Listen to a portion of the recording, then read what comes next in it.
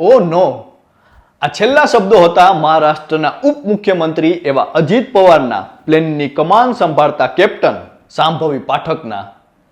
આજે સવારે 8:45 વાગ્યાના સમયે બારામતી એરપોર્ટ પર આ પ્લેન લેન્ડિંગ થવા જઈ રહ્યું હતું, પરંતુ પાયલટને લેન્ડિંગ સમયે પહેલીવાર રનવે સ્પષ્ટ ન દેખાયો, જેથી તે વિમાનને ફરીથી ઊંચાઈ પર લઈ ગયા. બાદમાં ફરીવાર લેન્ડિંગનો પ્રયાસ કરવામાં આવ્યો અને આ વખતે પ્લેનના લેન્ડિંગ સમયે પાયલટને અંદેશો આવી ગયો હતો, પરંતુ આંખના પલકારામાં જ વિમાન રનવે પરથી લપસી ગયું અને બાદમાં પ્લેન ક્રેશ થઈ ગયું.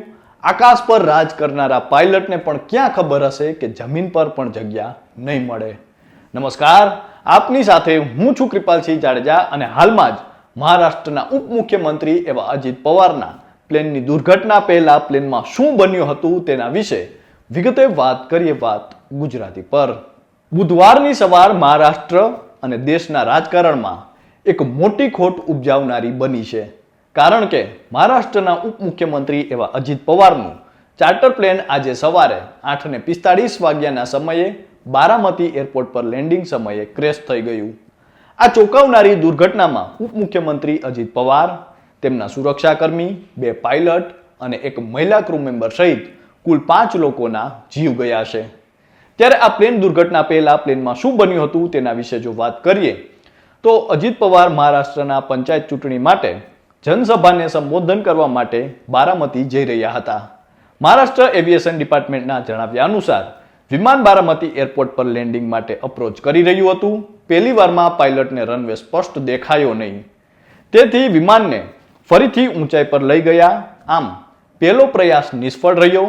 બાદમાં બારામતીના રનવે 11 પર ફરીથી લેન્ડિંગનો પ્રયાસ કરવામાં આવ્યો અને આ દરમિયાન વિમાન રનવે પરથી લપસીને ક્રેશ થઈ ગયું હતું. તેના તરત જ બાદ તેમાં આગ લાગી ગઈ હતી.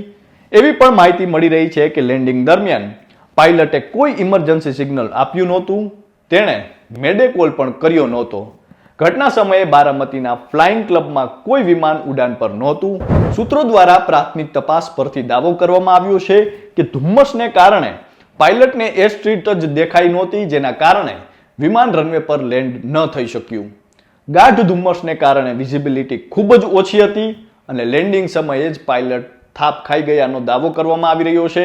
જોકે કેટલાક સૂત્રોએ એવો પણ દાવો કર્યો છે કે વિમાનમાં ટેકનિકલ ખામી સર્જાઈ હતી, જેના પગલે તે ક્રેશ થઈ ગયું.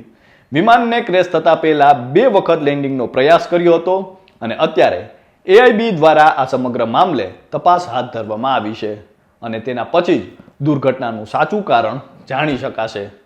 દુર્ઘટના વખતે વિમાનનું સુકાન હતું કેપ્ટન શાંભવી પાઠક પાસે.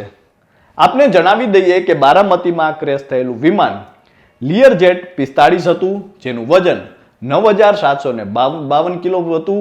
આ દુર્ઘટના વખતે વિમાનનું સુકાન first officer captain Shambhavi Pathak પાસે હતું. શાંભવી પાઠક ઉડ્ડયન ક્ષેત્રે બહોળો અનુભવ અને તેજસ્વી શૈક્ષણિક કારકિર્દી ધરાવે છે. શાંભવી પાઠકે પ્રારંભિક શિક્ષણ દિલ્હીની પ્રતિષ્ઠિત એરફોર્સ બાલ ભરતી સ્કૂલમાંથી કર્યો હતો.